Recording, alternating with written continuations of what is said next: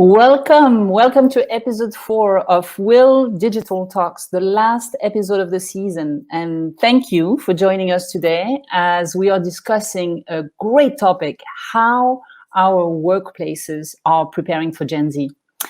We're very much looking forward to this episode as both panels are so rich in expertise and practical insights with speakers from the world of academia, management consulting, e-commerce, social media, and data analytics.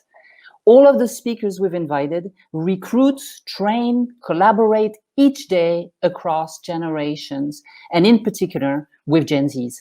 So this episode is 100 minutes long, 2 panels of 30 minutes each back to back, and it's followed by 2 parallel breakout sessions where you can ask all the questions you want to the panelists about their careers and their tips to grow yours.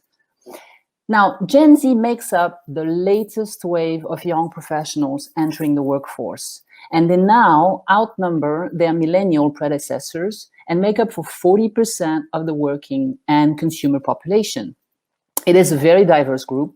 It is far from the stereotypes we sometimes easily pin on them, but mainly it's an age group that has globally experienced in their student or first work years a completely unprecedented event, a pandemic that shifted workplaces and mindsets. So many of them were just beginning their career journey when they've been furloughed or fired. Those in school were suddenly confined to their homes. And collectively, they really experienced the greatest trauma since World War II. So ultimately, for the workforce to be equipped, to move forward and to thrive, employers will need to really address the fallout resulting from COVID-19 on their youngest and their future employees. And so who better could we partner with to discuss what is required from both higher education and the workplace to bring the most out of Gen Z than IE University? So I'm delighted today to introduce you to my co-hosts, Sabine Yazbek, the Director for Middle East and Africa at IE. Good morning, Sabine. You want to give us a few welcome remarks? Definitely. Thank you, Sophie, and good morning, everyone. I'm really delighted to be here today for our second IE Will Digital Talks, together with Will Forum and Bench events. IE University and Will Forum's story started roughly 5 years ago when we participated in our first Will Forum in Dubai, the annual event not to be missed by any diversity and inclusion champion. Actually, as Will's website says, it's more than an event. It is a platform connecting like-minded people forming a community of change makers. This clearly explains why five years later, our partnership persists.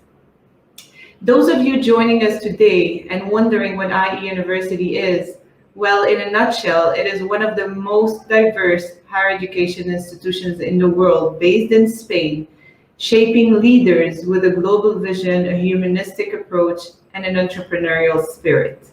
Our partnership with Will, as well as our Women Initiative, is part of our commitment and work around achieving the UN's SDGs around gender equality. But today we are here to speak about Gen Z. So on the first panel, we will be tackling what they want in a career and in an employer, the skills and attributes they will bring to the table, and how this generation will impact the future of work. Our first panel will be moderated by Juliana Pereira. Juliana is a community igniter, born in New York and raised amid 3 cultures, American, Portuguese, and Colombian. She started her career in advertising, working for prominent agencies such as BBDO, moved to a PR agency with focus on luxury brands, and then jumped to the client side working for an exclusive operating company for outlet shopping in Europe and Asia. And prior to joining IE as Chief of Campus Life, a beauty and wellness entrepreneur, she was a beauty and wellness entrepreneur. And in her current role, Juliana brings people together, creating a sense of community through shared values. So Juliana's career is quite inspiring and a good example of how one's experience leads to the other and how each step allows us to get to know ourselves better, leading to our passion, or rather our purpose. So Juliana, the floor is yours. Thanks, Sabine. Thank you for that warm welcome, and thanks, Sophie, as well. Hi, everyone. I am so happy to be here with you guys today, and I'm really excited to introduce the speakers that we have and to just start listening and learning lots about Gen Z. Just to briefly understand, Sophie gave us a recap, but just so that we can be on the same page as to who we're talking about, we're talking about basically 72 million people who were born between 1997 and 2012. And trying to evaluate this behavior of an entire generation can be tricky, right? Like nobody really wants to be, seen as a bulk sum of a group or mass of people born in a specific date or year. But we're all here to learn as well, and not just simply that, these are individuals, and we don't want to, go through stereotyping and anything. What we want to be able to see is the data and the research, and from that sort of pull out and learn different, different things that the speakers will talk to us about, different insights. And what I found really interesting, just to highlight three, is the average Gen Z got their first smartphone before they were 12 years old. They are the youngest and most ethically diverse and largest generation, and eclipses all other generations before it in embracing diversity and inclusion. And Gen Z grew up with technology, the internet, social media, of course, and sometimes they're stereotyped as tech-addicted, antisocial, or social justice warriors. So I'd like to, kick it off with my first question, and I'm going to have each speaker being able to, introduce themselves.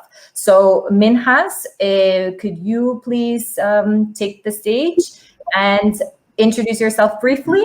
And I will ask you your first question, which is basically recent research shows that there's actually not that much difference between one generation and the next. So to understand what your thoughts are about that. And also, do you believe that these inaccurate beliefs or stereotypes about age affect our workplace? Juliana, thank you so much, and thank you for Sophie for inviting me as well. Just as a quick introduction, so I'm Minhaz. I'm currently the CEO of Future Talent, which is a royal charity based in London. I started my career many years ago, but as the topic of this conversation, I am a Gen Z leader. At 23 years old, I've already founded a creative agency that reached 500 million people, and I've always been driven by this urgency for creating purposeful impact. I'm now on a mission to helping 1 million refugee kids through education by 2040. On that journey so far, from the United Nations to Parliament, this is one of the biggest questions that I always think about, because you sit in rooms throughout your entire career and you are constantly surrounded by people with vast experiences, vast knowledge bases. And as a Gen Z leader or someone who wants to lead an industry, you think to yourself, can my voice be heard right now? And throughout my experiences, the one thing that is true is yes, there is this bias in all senses of the world, from race to gender to age. But when we look at Gen Z and the opportunity that we have as a society, is that this is a generation that has been brought closer together from the moment that they were born than any other generation on earth. In a click of a button, they can talk to people thousands of miles away. They can learn from experts without ever leaving their home. That is an advantage that we need to take forward. And ultimately, young people, Gen Z leaders, are most invested in their future because it is their future that they're working towards. And I think as leaders of industry, both current Gen Z leaders and those who want to empower and uplift Gen Z leaders, all we have to do is give them a platform and they will shine and their voice will be heard and can change our communities for the better. Thanks, Minhaz. I also want to, I would like to bring in the other speakers as well, so that we can also, if anyone wants to chime in, and Christina and Jolanta, also feel free to introduce yourselves, and then also if you feel like chiming into this question. Yeah, hi everyone. Thanks as well for inviting me on. Super excited about this. And for a quick introduction of myself, my story, I'm originally from the US, but I'm now based in Spain. I've been living abroad for the last 10 years. And I wear lots of different professional hats, keeping myself busy between the corporate world and the academic world. I'm an analytical lead for Waze at Google and an adjunct professor at IE Business School, and also a very active speaker and educator of analytics. Really, I'm just passionate about empowering others with knowledge and preparing them for this work world of the future that's going to be more and more data and tech driven as we continue through the 21st century, and connecting as well with things that Minhaz was talking about, but this being able to connect the click of a button.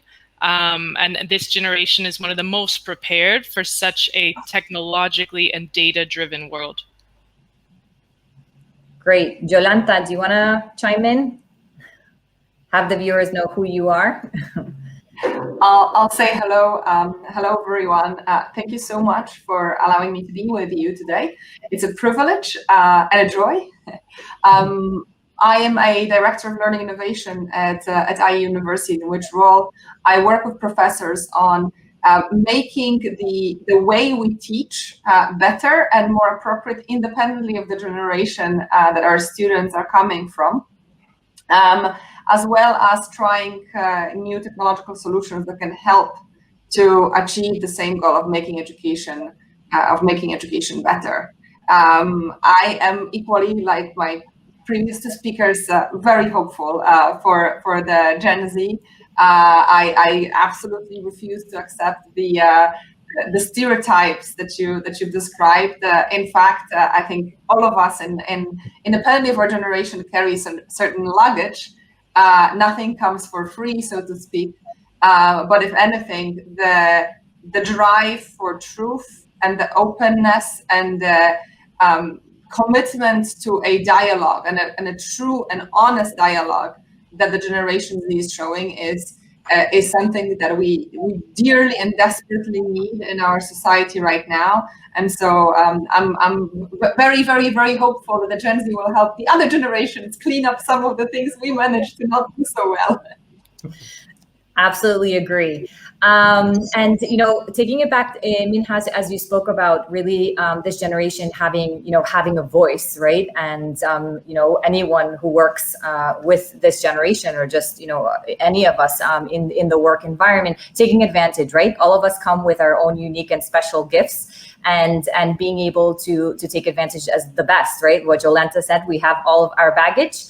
And so that sort of brings me to, Gen Z are, bringing some fresh ideas and strong, I think, work ethic to the world of work, and which, we've seen through Gallup polls, et cetera, just saying about sort of like characteristics and what they're looking for, right, in their company, in their environment, and where they feel that they can thrive.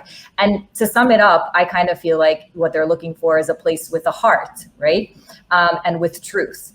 And so in order to have that, we also need good leaders, right? And so my next question goes to Christina. So Christina, what does leadership mean to Gen Z? Yeah, Gen Z, like was mentioned before, they're coming into the workforce at a unique time, the fallout of the pandemic. And again, their needs may greatly vary from earlier generations. Soon enough, they're going to replace Gen X and millennials throughout the whole workforce. So I believe Gen Z, they expect leadership to be more flexible, allowing them room to grow and innovate, and to work in environments that really allow them to make an impact. Like you mentioned before, the mission. And although they are very independent and they want this space, they also at the same time, they want more and active feedback to act upon it. They see the importance of things like mentorship, I believe. And also in our day and age, they highly value things like diversity, equity, inclusion. That was mentioned earlier as well. They would expect the same out of that from leadership. And again, they know that we're in this world of constant change, more so than ever. So I think they seize upon opportunities for continuous development and continuous learning. They have this ambitious and entrepreneurial streak that I feel. And I think most importantly, they were born into a world of technology. And so they're very tech driven, and they will appreciate leaders who who also embrace technology. That would probably be one of the most important factors to keep in mind. Okay, wonderful. Minhaz and Jolanta, do you guys want to add anything to that? Yeah, I think Christina's touched on some excellent points, but I mean, it all centers around that same notion, right? Gen Z leaders have a different quality and knowledge base to other generations. And by tapping into that, it is something which will naturally gain more insights. We all know in all our shared communities and businesses, the best projects and the best efforts are always done when you're collecting knowledge from the widest variety of different experiences. And really, Gen Z embody that in everything that they do, because they themselves are educated beyond any other generation either. Their exposure to knowledge and their exposure to other cultures makes them so valuable in allowing not just young people to be heard, but cultures that are otherwise unheard across society. Yeah, absolutely. I do agree that one of the big, I guess, qualities, that's the word of a leader, would be the ability to tap into that openness to a social dialogue, and to create the conditions for a proper dialogue. Because if you're coming from a standpoint of discussing topics but not really listening to a wide variety of views, you might struggle working with the youngest generation, who's gonna feel, and rightfully so, that this is not an honest dialogue, that this is just a facade.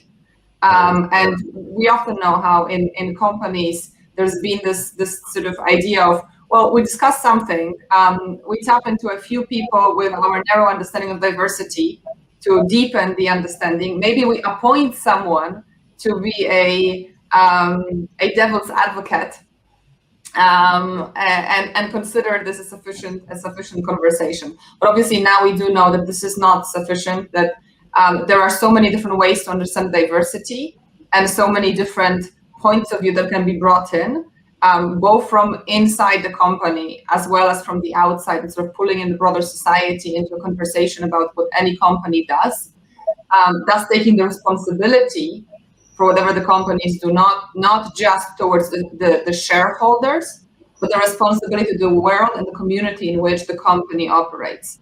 And we do know, even from pure science of decision sciences, that playing the tricks of appointing devil's advocates, or trying to pretend to represent others when you're not really understanding the others, is actually counterproductive, and often can result in worse decisions and worse business outcomes than a true openness to the variety of points of view. And I think that's why it's critical for a leader working with Gen Z to see that that's a huge value that they can bring in, and creating conditions in which this kind of dialogue can truly take place.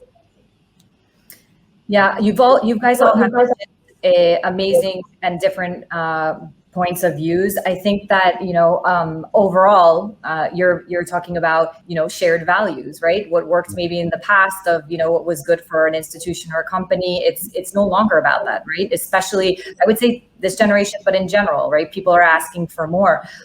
You also, Christina, mentioned the importance of feedback and mentorship, and flexibility in general, and just openness and truth. So it sort of shifts me to my next question to Jolanta, which has to, shift towards employability, right? Before it was about, this job forever. Now we know that it's not about that anymore, right? It's about the lifelong learning, right? The skills that we need. How can we keep growing with this, in the sense of a growth mindset? And I think especially this generation is all about that. And I dislike when I hear sort of the stereotypes. It's just like, they want instant gratification. They're only at jobs for 6 months, right? But I think we all need to look at, okay, but why is that, right? What's happening on our end? So Jolanta, since we see this shift happening, right? And we know that it's, employability is meaning different things to different people, and especially now with after the pandemic, how do you see the education sector preparing Gen Z for the future work arena? It's a tricky one. It's a tricky one. I think there are enough first signs that are very good and positive. There are more and more educational institutions that are looking at what makes good education, period, independent of the generation that we're talking about. So the educational institutions are starting to look at training more mental and behavioral habits over just technical skills or sort of acquisition of pure knowledge. Looking more at personalization of the educational experience, at the efficiency of the educational experience, when you can actually measure, and measure not just have you memorized the sufficient amount of information, but have you formed those habits, and how are they affecting your life? Not only in terms of employability, but also in terms of happiness and just general well-being of the graduates. Companies are looking, education institutions are looking more at social learning, which is something that again is demanded by, I would say, already starting with millennials, but also Generation Z, obviously. All of those elements, and we've known this for decades from the pedagogical research, are incredibly important and are effective ways of teaching to humans of all kinds. Now, I think the bad side of the story, unfortunately, is that those are the first good signs from some institutions. The unfortunate side is that there is still a lot of institutions, and I think not because of lack, I think, of commitment or willingness from the professors, as much as from just the legacy systems, the requirements put on by ministries, the ways we fund education, the way we understand the purpose of education at a sort of structural political level, drives the opposite behavior in, unfortunately, a lot of schools, which is we value obedience and conformism above irreverence and diversity, which leads to a certain scarcity of creativity, which leads to a certain level of passivity among the graduates. We love grading exams.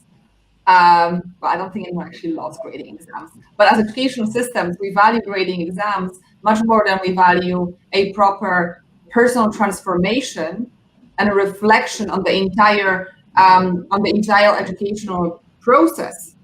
We teach our students tricks and tactics for the immediate gratification, and then we tell them that they're after immediate gratification. So just to pass the exam, instead of teaching them the long-term process of learning and allowing them to take the step back and do an own meta-analysis of their learning process and their learning patterns and how they can continue learning for the future.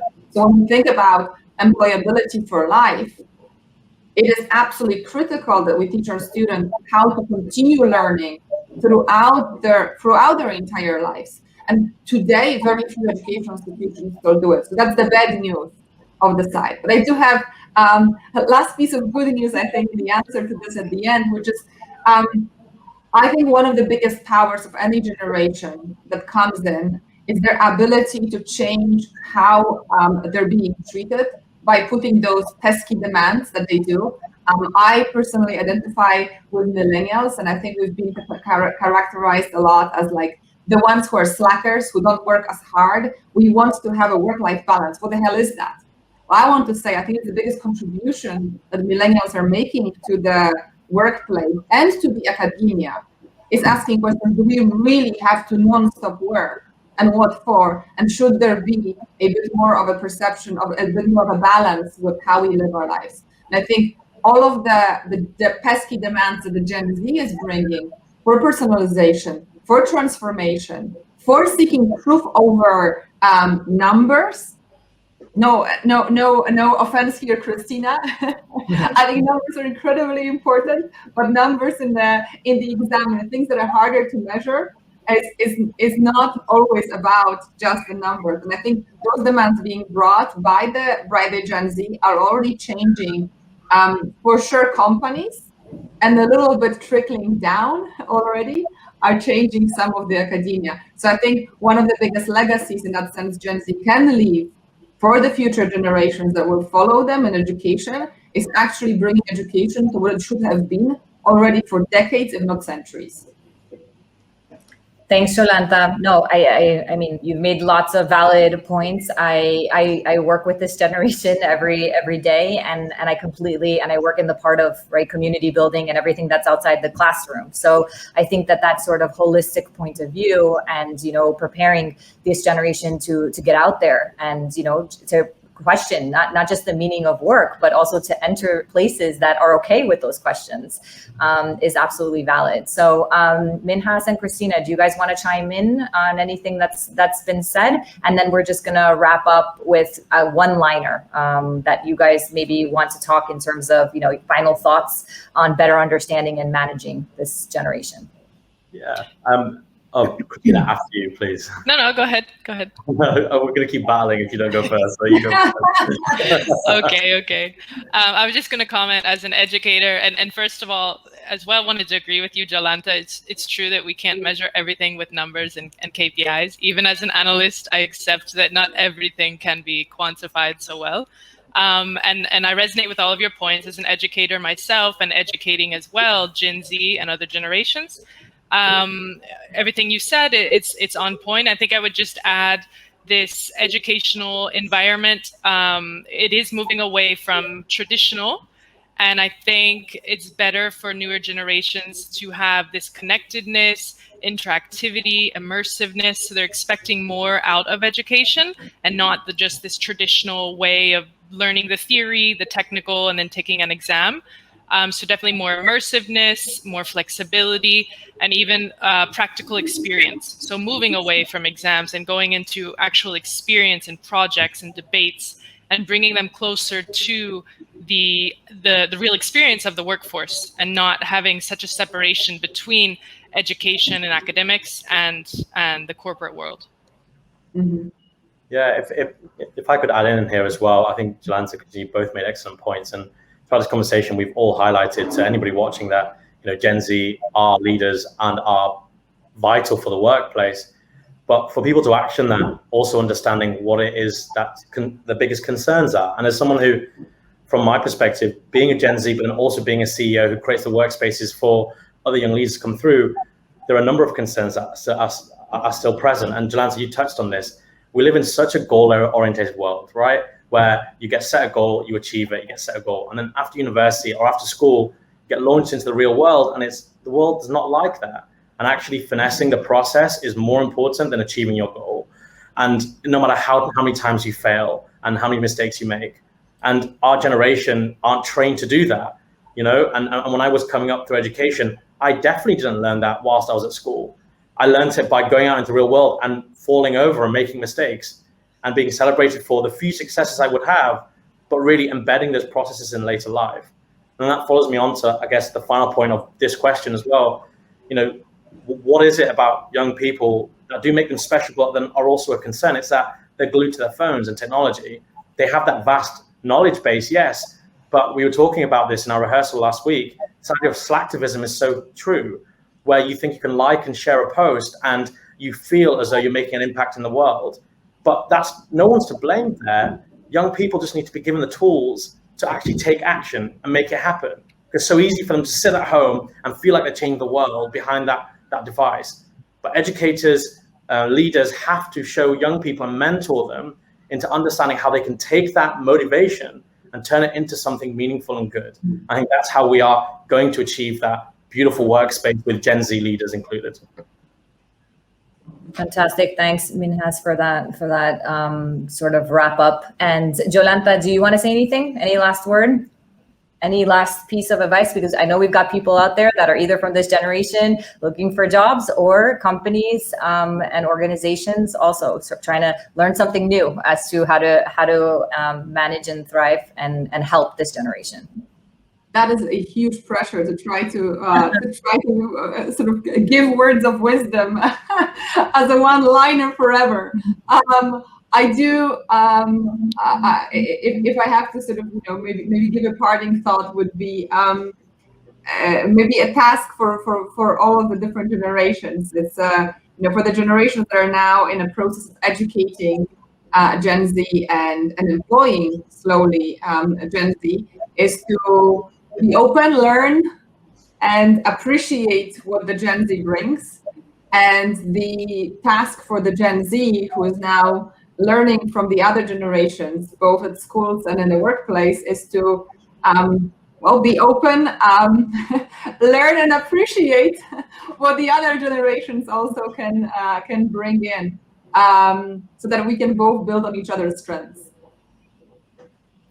Absolutely, I agree. Well, we're going to wrap up.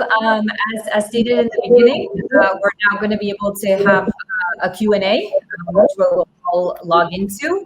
And, just sort of as final parting words, I wanted to thank all of the speakers for being here. It's really been insightful. And again, I think it's this generation, but all of us as humans, right? We just want to have meaning in this world and feel like we're here first to give our gifts, to do something purposeful, and to learn from each other, right? And I think that there is a lot of humility also in this generation of, really us from other generations learning from them and their openness as well. So again, thank you everyone for joining us, and can't wait to hear more questions